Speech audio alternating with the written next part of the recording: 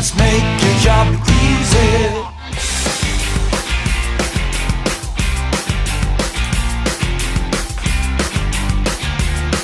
West Coast continue on their winning way with a thumping 54-point victory over the Doggies as a top four finish seems well and truly within grasp. Thanks for joining us for another episode of Eagle Review, proudly sponsored by Kennards Hire. But enough of the game, Benny. What a morning. Jay McGovern, 5 more years at the least, baby. That is massive news. Good morning. What a sigh of relief for all West Coast fans out there. Yep, disappointing for those who were chasing his services, but unfortunately he's a very loyal man and he's a West Coast Eagles man, probably for life, Steve. Another 5 years at the club, clunking marks down back. It's going to be a beautiful sight for many years to come.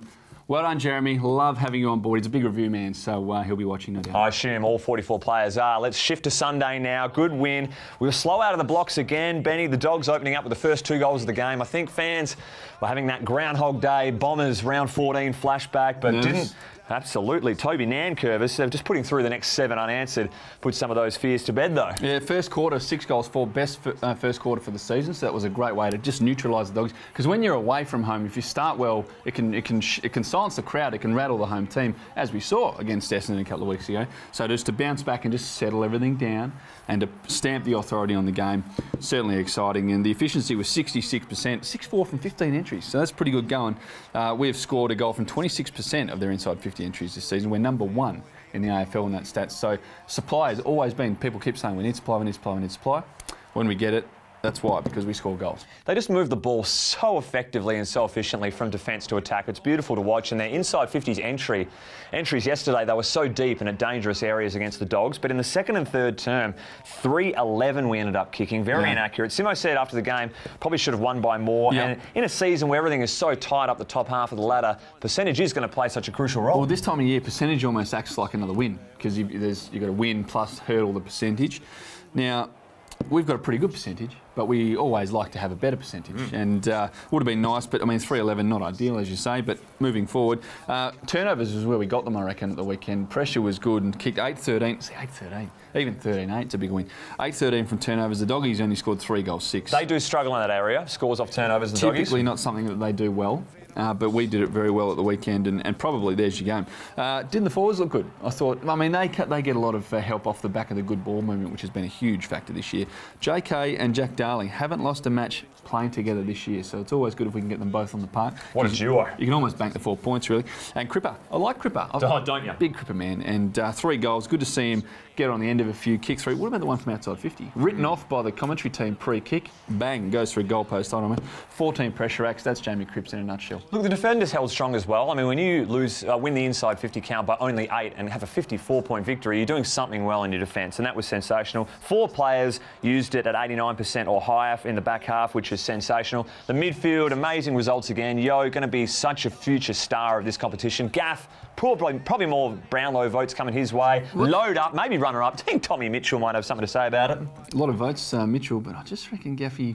He's polled well in the past, came 4th a couple of years ago. Could be that Pritter, that little surprise Brownlow winner. Let's hope for the best. Surprise winner, but anyway, fingers crossed. Hutchings' job on McRae, sensational. McRae's in unbelievable form, almost Brownlow form if he didn't miss with his hamstring, nullifying some of the best names in the competition. It really is just such a settled team now, and that is such a rarity from this Eagles team with injury and form over the last couple of years. Yeah, and I think it's so boring, people probably hate it, but like just being so clear on them knowing what their job is, each player knowing what they do, when they have to do it, and how it fits into what everyone else is doing, has gone to a new level this year, I think, and that breeds confidence going forward. And as you get confidence, you start to win, you get momentum, and as all those things come together, Hakuna Matata circle of lifestyle, they're all going very well. And we're in the finals now, so that's 13 wins. So we're in the finals, and now we've just got to finish as high as we can. Hopefully, we're sitting second. Hopefully, we stay there. Now, a big talking point from the game is obviously going to be the skipper, Shannon Hearn. This bump delivered on Honeychurch. Thoughts are with him, family and friends.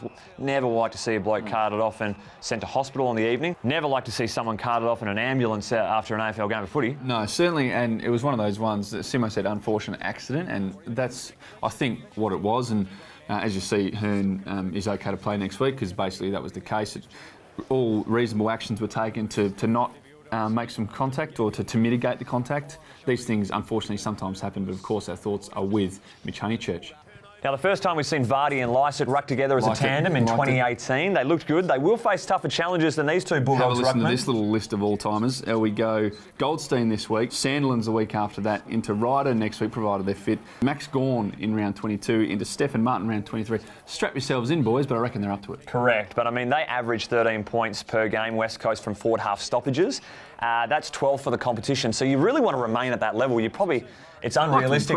Well, obviously, but with Nick Nat around and that's the best you can do, it's going to be a challenge to maintain that.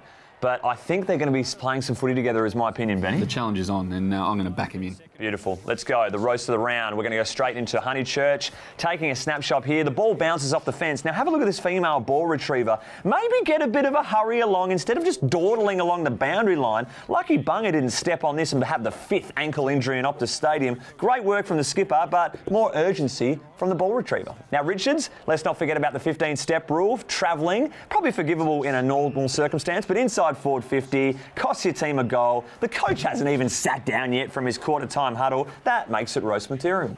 Brad Shepherd, have a bit of a look at things, mate. Shuey gives it to him and not even looking at the players, so switch on, old son. Cole dropping the mark. He won't get many chances better than this. That was a pretty good fly and dropped it, so Carr goes back in. Gov, yeah, he's worth all the money when he does stuff like this, that's for sure. Rioli back with the fly. Yeah, well, I wanted to bring this up because gutsy stuff. You know, we're not going to roast Rioli, but he did this last week. If you're doing this every single week, I'm just looking out for Willie's safety here. Maybe a little precautionary roast for Willie. Recklessly courageous. I agree. Round the grounds now, Dougal Howard. Footsteps much or a bit nervous there? Toby Green says, thanks for coming. Can't say I've seen this in a while. 2 Blues collide, crash like 10 pins. Then 2 Hawks crash into each other and blow a certain goal. That's absolute scenes there. Segler, any danger in getting a finger on that one, big fella? Even though Warney would have been wrapped with how that turned off the deck at side angles, Benny. Did you watch the Collingwood game of the weekend? Probably my moment of the year, this one. Yeah, this is amazing, isn't it? The RSPCA might not be too pleased with this one. Please explain. Pendlebury charging through the centre of the MCG, looking ominous, looking for targets inside 50, and it bounces the ball on top of a pigeon and doesn't affect him, keeps on going. The pigeon's okay. No animals were harmed in the filming of this segment. But you'll probably never see that again. No, you won't. That's special scenes. All right, Nuffy crowd watch. Like to get involved in this. St Kilda getting belted by 62 points. Someone let this punter in the crowd know he's way too up and about for the situation. This little Tigers fan is in the zone, though. That's exactly how you need to be acting when you're well and truly in premiership contention. But the winner, Ben Roberts, it's an overdue roast for everyone that's gone to a game at Optus Stadium. The 2 boys, their acting's at its finest here, wouldn't you say? Speaking of acting, as actors, they make very good footballers. Have a look. You're simply the best. Better than all the rest. Better than